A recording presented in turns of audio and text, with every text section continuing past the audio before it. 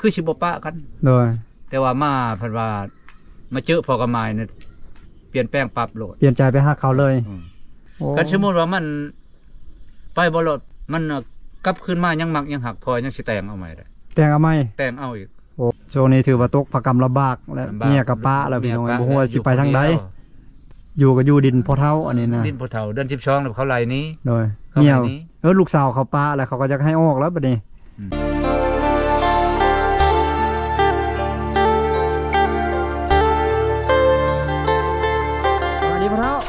สวัสดีสบายดีโดยเฮ็ดหยังอยู่นี่โอ้ยล้างถ้วยล้างบวงหำเอ้ยบ่ได้ล้างแต่เว้นพุ่นน่ะโอ้มันยากได้ดูมันแท้ก็จำเป็นแล้วอยู่ผู้เดียวลูกเมียก็พระทิมเลยได้วิศวะจังซั่นก็บ่ฮู้นำเขามีใหม่ดีกว่าพ่อก็เขาก็ไปก็บ่ห้ามบ่ห่วงเขาแหละพ่อก็อยู่ตามเวรตามกรรมนี่แหละอยู่ผู้เดียวเลยเดี๋ยวนี้แม่นอยู่ผู้เดียวเดี๋ยวเขาอนุญาตขึ้นเจ้าบางเทื่อก็กินข้าวกับน้ำตาแล้วคิดฮอดลูกฮอดเมียแต่ว่าเขาบ่คิดฮอดเฮาแล้วก็จำเป็นโอ้อกหักเลยป้าถิ่มอกหักช้ำเท่าโอ้ใจตนเนาะจังว่าล้างถ้วยผู้เดียววันนี้ล้างถ้วยผู้เดียวแล้วเฮ็ดได้แต่งกินผู้เดียวหากินผู้เดียวเอาน้ำซับป้าก็สิหมดแล้วสิได้คนครัวแล้วได้แน่โดยตอนเมียยังนี่ตอนเมียยังเมียบ่ล้างเมียก็ล้างเมียก็แต่งอยู่แต่งกินเราก็เฮ็ดซอยกันเฮ็ดตอนนี้เมียไปแล้วจำเป็นแล้วเมียไปป้าเราจะเป็นล้างผู้เดียวบ่เด้มีผู้ใหม่แล้วเด้อล้างผู้เดียวโอ้ใจตนเนาะพ่อเนาะเจ้าชีวิตเจ้าเด้เฮ็ดได้แหละมันไปตามเวรตามกรรมสิก่อนทำเอ้ยโดนปานใดเลยเลิกลากันนะห้อยมึงเด้อว่าความกันนะวันที่4เดือน5โดนเติบเลยได้อันนี้เดือนยังล่ะนี่เดือน6เนี่ยก็บ่โดนไปได้เนาะวันที่4เดือน5พอดีได้เดือนปลายน้อยนึงได้เดือนปลายเนาะเดือนปลายน้อยนึง4เดือน5บ่ความกันฉีกใบยาห้างโอ้ตะแอะแล้วมันว่าตะแอะบ่มักแล้วเนาะเจ้าเขาถามเหตุผลตะแอะมันหยังมันก็บ่เว้าบ่มักบ่มีหยังบ่ตะแอะซื่อๆในบ่มักคือบ่มักแล้วว่าธรรมดาบ่มักมันก็มีเหตุผลโดยพอหายพอนั่นบ่กินบ่กุ้มบ่ก้างบ่มันต้องเว้าเนาะโดยติเฒ่าติแก่บ่ได้ก็บ่ว่าติเราอายุเราเท่าใดวะเดี๋ยวนี้นะเดี๋ยวนี้ก็เบิ่งเด้อห่วยก็สิได้16 17แล้วได้16 17เนาะนี่แหละโดยสิบ่เกิน18มันอีพ่อก็ประมาณ60ปลายเนาะ60ปลาย60ปลายเที่ยว70ก็บ่ทันนอนง่ายเนาะปลายบ่หลายประมาณ14 15นี่แล้วโดยยังแข็งแรงอยู่ยังได้เรื่องนั้นยังพอชูได้อยู่ดอกยังพอชูได้จัดให้ได้อยู่ดอกเรื่องนั้นแต่ว่ามันจำเป็นแล้วเดี๋ยวนี้มันบ่มีแล้วโอ้ตัดสินใจลงเฮือนเองเลยแม่นเนี่ยนะจำเป็นเขาบ่มักเฮาก็จำเป็นแล้วโดยบางมักกันใหม่ๆคือว่าแนวได้ก็ลูกเด้พ่อลูกก็ไปอยู่นำเขาบ่ป้าเด้ท่านว่าอยากได้ก็เอาได้แต่ว่าเฮาคิดไปคิดมาโอ้ยลูกอยู่น้ำพ่อมันบ่คืออยู่น้ำแม่ให้เขาซะปล่อยเขาไปเลี้ยงเองเลยตกลงกันนะพี่นะว่าสิเอาลูกได้เอาลูกเขาก็เอาแต่พอบ่เอาโดยเป็นลูกนำกัน1คน1คนอยู่นำกันจักปีพอห่วยในระดับ4-5 ปีเลยบ่ฮอด4-5 ปี 3-4 ปีนี่แหละโอ้เฮิกเติบเนาะเบิ่งเด้อ2019โดย2019อันนั้นนะปะกับเมียเก่าปะเมียเก่าก็บ่ดนปานใดต่อมาก็มึง2020นี่แหละโดยมึง2020ชาวหรือชาวเอ็ดนี่แหละเอากันนะแสดงความเสียใจนำเด้อพอเด้อเฮ็ดใดมันฮ้อนมือฮ้อนยามแล้วแม่เขาเอิ้นว่าเดินทางมานับกันได้แต่ซ้ำนี้คนเฮามันต้องได้แยกกันเลือกเกิดบ่ได้มีเอาก็มีปะโดยแม่นแหละมันบ่มีสิ่งใดแน่นอนเอ้ยในโลกนี่แม่นบ่โดยสิ่งแน่นอนคือความตายไปก็หลีกบ่ได้แนวอื่นเนี่ยบ่มีสิ่งแน่นอนโดยกำลังได้เดือดปลายยากันซีกใบยางเรียบร้อยบ่ซีกแล้วอ๋อฮักลายอยู่บ่พอโอ้ชุดยอดพวกนี้ฮักชุดยอดผู้มือยังคิดอยู่กันสมมุติว่ามันไปบ่รอดไปบ่มาอันน่ะเอิ้นว่าไปบ่รอดมันกลับคืนมายังมักยังหักพอยังสิแต่งเอาใหม่ได้แต่งเอาใหม่แต่งเอาอีกโอ้คันเรากลับมาหานี่พอสามารถแต่งเอาขึ้นได้เนาะแต่งเอาหาเงินแต่งเดี๋ยวนี้เราไปนี่ผู้นี้เราก็มีแฟนใหม่แล้วบ่เดี๋ยวนี้มีแล้วพ่อก็หมายลูกหามันติดโอ้ เราก็มีแฟนใหม่แล้วเนาะ มันมีเสน่ห์เด้ก็มันมีแผนนะแต่บ่ได้ว่าสิมาขอบ่เห็นมาขอจักเทื่อ น้องเพิ่นเป็นคนมีเสน่ห์เนาะ ขอย่านพ่อกระหมายมันมีเสน่ห์มันจังนั้นน่ะ โอ้เขามาใส่เสน่ห์เอา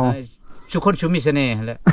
มันก็มักนะ คนจะมีเสน่ห์เนาะเสน่ห์เจอเสน่ห์เอาบัด พ่อ นี้ กระหมายก็ลูกหาเลย เลยทีมผู้เฒ่าอยู่ทางหลังบัดนี้ ได้ก็ย่ามันคนเฮามันฮักมีแล้ว บัดนี้อยู่ผู้เดียวในเฮือนนี้บัดนี้ อยู่นี่แล้ว โอ้ อยู่นี่ก็ดิ้นเขา โอ้ย เขากำหนดว่าเดือน12หามื้อ อืม เดือน12ก็สิเว้ากันใหม่ต่อบ่ได้ก็จะจำเป็นนะจะไปใช้ โอ้ ได้ ย ไป ขออยู่ ตามกัน ขออยู่ดินเขาเนาะ ยึดดูดิ้นพอมัน โดย เวลาเว้าความกันมันว่า โอ้ดินนั้นพอเท่าเก่าหั่น ดิ้นพ่อเมียเก่าผู้ป้านี่แหละ โดย นี่ แต่เฮือนเฮือนพ่อเป็นผู้เฮ็ด พ่อบ่เป็นเฮือนนะตูบหน้านี่นะโอ้ย ตูบเนาะ โดย อันนี้ก็ กระท่อม หาเขาลูกมันอ้ายมันเลยเฮ็ดให้ ภาษาไทยเพิ่นเอิ้นว่ากระท่อม กระท่อมมันแหละ แม่นแหละ กระท่อมทำใจเป็นหยัง อ๋อโดย แนวนั้นแหละทำเมื่อชีวิตพอต่างเลยได้บ่โลลาคือแต่เก่าแหละ โดย แต่เขากินเขาแฉบนอนรับไปมาม่วนชื่นลูกเมียยังฮักหุ่มห่อกันเนาะ โดย พาเชโนกับพาเมื่อลินชาละวันกับพาเมื่อลินแล้วไป โดย ไปเบิดปลาเบิดดงคือสิบ่ปะกัน โดย แต่ว่ามาเพิ่นว่ามาเจอพอกระหมายเนี่ยเปลี่ยนแปลงปรับโลด เปลี่ยนใจไปหาเขาเลย ผู้นี้เนี่ยมันเวียนเป็นปีแล้วมันเวียน โอ้ เวียนกับเมียพอเด้อ โดยบ่เป็นหยังเขาฮักกัน ได้ให้มัน เขาเจ้าฮักกันก็ปล่อยให้เขาเอากันเฮ็ดจังได เฮากับไปหาเอาผู้ใหม่อีก เฮ้ย ตอนนั้นแหละ แน่นอนแล้วเฮ้ยบ่มันมีแต่ของ โด มัน ย นะ โดยมีแต่ว่ามันวิทย์ไปประมาณ 3-4 เดือนพอแล้วมันอันนั้นเองเนาะจิตใจสิสงบลงเองช่วงนี้ช่วงใหม่ๆยังคิด แม่น ทุกคนต้องคิดช่วงใหม่ๆประมาณ 3-4 เดือนหรือปีหนึงหรือบ่ฮอดนะประมาณ8 เดือนก็เริ่มเฮาก็เริ่มมันนะทำใจได้ละเข้าใจอันนี้ เพราะว่าคน ลูกผู้ชายพันธุ์แท้ เคยกินเคยอยู่นํกันเนาะ โดย ปากปึ๊บ แล้ว กินฮอดได้ กินฮอดแล้วเคยอยู่ แต่ว่า เคย คิด กิน ไป นํ คิด กัน มาโอ้คิดฮอดยังได้หมู่บ่คิดฮอดเฮาตอนเขาเอาเฮาเขาฮักเฮาแล้วเขาจังเอาน่ะ โดย ตอนเขาปะแล้วเขาบ่ฮักบ่มักแล้วเขาจัง กะปล่อยเขาไปเฮ็ดจังไดเพื่อความสุขของเขา เขาสิรู้ลาจำใดเฮาก็สิติดตามกันไปเท่านั้นแหละ เขาฮักกันเขามักกันก็ปล่อยให้เขาเอากัน นี่แหละอันนั้นลูกเมียจำปาพอคิด ไปใช้กันย่างบ่เดี๋ยวนี้ แม่นย่างเด้ย่าง รถจักรก็บ่มี บ่มี โอ้ยสิไปทางใดก็ยากแล้ว จัง เล ได๋ ย ร เนาะ ถห่างรถอีซ้ำเพราะว่าผู้ใดใจบอกใจบุญนั่นน่ะฮะเบิ่โอ้ย โดย ขอโพดมาทานให้นี่ก็สาธุแหละพอได้ขี่น่ะ อีหางขี้ก็บ่มีเลยเดี๋ยวนี้ บ่มีจักดี อื จัง มใจจน ย่างนี่ เนาะ ก็มันเหมือนมันแห้งย่างไปตลาดก็ปู้พัดบ่ย่างก็บ่ได้บางเทื่ออยากอันนี้นั่น โดย สิพากหมู่พากอันนั้นก็ทั้งยากเขาก็ โดย อันนั้นคือเฮือนหลังนี้ก็เพราะแต่ลึงเขาอันนั้น รถขี้ก็บ่มีพี่น้องเอ้ย รถขี่ก็บ่มีนี่แหละ พอเท่ากัน อุ้มแห้งแล้วพอ ถ้าหากพี่น้องท่านใดมีแบบรถเก่ารถหยังอะนะ แต่มาโพด ที่ว่าบ่ได้ มทนก็ได้ บ่ได้ใช้งานแล้วนะพอยังขี้ได้แน่หั้นนะเก่าก็สร้างเนาะพอเนาะ เจ้าพอได้ออกตลาดตะลี่ เน นะ อะ ไปหานี่อ่า โดยถือว่าเอาบริจาคถือว่าเฮ็ดบุญก็ว่าแม่นพี่น้อง พอทุก บริจาคแน่ เดี๋ยวนี้พออยู่ผู้เดียวเนี่ย เก่าๆห่างๆก็ย่าแล้วคอยยังติดจักรไปได้เนาะพอเนาะ เจ้าแม่น ก็ได้ไหมก็แฮงดี จะเป็นเอ็นอุ่นก็ยากแล้วพอ โดย บางเทื่อที่ใต้อยู่ผู้เดียวตามแบบมันจะเป็นอุ่น บ้านอยู่ซิโนได้บ้านเนาะ แม่นบ่บ้านแถวอยู่ชาละวันพุ่นแหละ สารวัตรพุ่น บ่อน โดย บ่อน อ๋อ บ่อนทำงานอยู่ซิโนบ่อนเฮ็ดการ แต่เอามาเอาเมียอยู่นี้ มาเอาเมียติดเมียอยู่นี่ จากสารวัตรจากซิโนมานี่ก็200 กิโลเมตรพี่น้องเอ้ย อืม อยู่นี่ถือว่ามาอยู่บ้านเมียบัดนี้เมียปะแล้วบ่ฮู้ทางสิไปแล้วบัดนี้ โอ้โหทางสิไปบ่มีพี่มีน้องพ่อเนี่ยคนกับพ่อย ลูก คน กับ อยู่ พ่อ ชาละวันพุ่น ลูกกับพากับพ่อย น้องชายจะพ่อแม่ก็จักตายจักเป็นเดี๋ยวนี้บ่ฮู้เขาเลย โดย ฮู้ข้าวฮู้ข้าว โดย ผู้เดียว ตอนนี้เฮือนอยู่กะ เพิ่นอยู่ก็เบิ่งเช่เลยนะหำมาจากโลก โดย นะเช่แล้วตูบนะบ่แม่นเฮือนน่ะเขาก็เฮ็ดทานให้ไทบ้านทานให้แล้ว สิไปทางใดต่อบาดนี้กะว่าแผนการวางแผนแล้วบ่ ไปหั่นบ่ เพราะว่าอยู่นี่ก็เดือน12เนี่ยเขาก็ยังให้ออกแม่นบ่ โอ้ก็แม่นแล้วเฮือน เพราะดินพอเท่าเก่า อย่างให้ นี่ นี้ผู้เฒ่าเก่าอย่างให้นี้จากนี้เดือน12ให้อยู่ โดย ให้ฮอดเดือน12แต่ว่าก็บ่ทันว่าสิไปใช้ได้ฮอดเดือน12พอสิต่อพอสิขอ ขออยู่นำ ขออยู่ก่อนได้ ขออยู่ก่อน บ่ได้ก็สิจำเป็นแล้วบัดนี้ โดย ไปอยู่ใช้เฮือนหลังใดที่ว่ารับเอาโพดท่านพ่อก็สิไปตุบปุกตูบอยู่หั่นน่ะ โดย ช้ำชาติแล้ว คือบ่กลับบ้านเก่าพอ โอ้ยกลับกับบ่ฮู้ช่างสิไปละหำเอ้ยเงินคำ พ่อแม่บัด บ่มี พ่อแม่เสียมาแล้ว พ่อแม่นี่เสียหมดคนกับพ่อยนะจังว่ามาแต่ อายไอ้น้องเด้ บ่ได้ติดต่อกันบ่ได้ไปแต่น้อยเลยบ่เห็นฮู้แต่น้อย แยกกันแต่น้อย จักสิไปทางใดพุ่น อันขอโทษน้ำอ้ายน้องกันจักคนแต่เก่าอ่ะ แต่เก่าบ่ โดย อ้ายช้องน้องหนึ่ง อ๋อ 4คนมีแต่ผู้ชายหมดครอบครัวพ่อ โดย หันก็แล้วกับพ่อแม่ผู้ชายหมด โดย พ่อนี่เป็นบ่เป็นผู้ชุดท้ายยังมีผู้ชุดท้ายพ่ออีกผู้หนึง โอ้ เฒ่าคำดี โดย แต่ว่าหลังจากที่ว่าออกจากบ้านแล้วบ่ได้ติดต่อหากันเลย บ่ฮู้เลยนี่ ชื่อเทสพ่อชื่ออะไรวะ ชื่อพ่อนี่ชื่อทบุญ ตอนนี้เอามือลงก่อนให้บางเทื่อมีพี่น้องได้เห็นนะชื่อเทสและชื่อบุญบ่พ่อ ชื่อบุญ นามสกุลเด้ บุญว้อยนี่แหละ บุญว้อย ไปช่วยว้อยบุญว้อย บุญว้อย ชื่อ คันว่าแบบนี้สมมุติว่าอ้ายน้องเห็นเนี่ยเขา เขาชื่อ ดอกเนาะ อ้ายนี่เฒ่าชี้นี่เฒ่าท้องนี่อ้ายกก โดยโอ้ เฒ่าท้องอ้ายกกเฒ่าชี้อ้ายที่ช่อง โดย อันผู้ที่ชามได้บุญว้อยนี่บุญนี้ โดย ผู้ชุดท้ายแล้วคำดีใจดี โอ้ น้องชายหัน4คนเนี่ยเฮือนเรือนกับพ่อแม่ตายหมดแต่น้อยแล้วพอจะไปทหาร โอ้ ไปทหารก็ไปนำพนักงานคนคอยตั้งแต่สมัยสงคราม โดย เลย เอาพี่น้องท่านใดที่ว่าฮู้จักญาติเพิ่นก็ซอยบอกให้เด้อหรือว่าแชร์คลิปวิดีโอนี้ไป เพื่อให้พี่น้องได้เห็นอ้ายกับน้องของเพิ่นได้มาเห็นเพิ่นแล้ว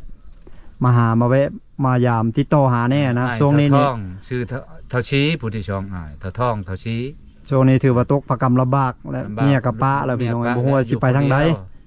อืม บ่ฮู้ว่าสิไปทางใดต่อ จักตั้งไปเงินค่ำก็น้อยบ่หลายตายบ่หมด เอ้ย ชื่อเขาชื่อน้ำก็บ่พอใช่ไหม อยู่ก็อยู่ดินพอเท่าอันนี้นะ ดินผู้เฒ่าเดือน12แล้วเขาไล่หนี้ โดย เขา เมีย ไล่หนี้ ลูกสาวเขาป้าแล้วเขาก็จะให้ออกแล้วบัดนี้ อืม โดยฉุกชุดก็เดือนที่2ปีนึงเขาให้อยู่ เขาบ่ได้รับผิดชอบแล้ว จักมื้อใดเขาสิให้หนี้เนาะ อืมขอต่อแล้วขออยู่ต่อ รถจักรก็บ่มีสิไปก็เนาะ รถกับบ่มีอยากไปหา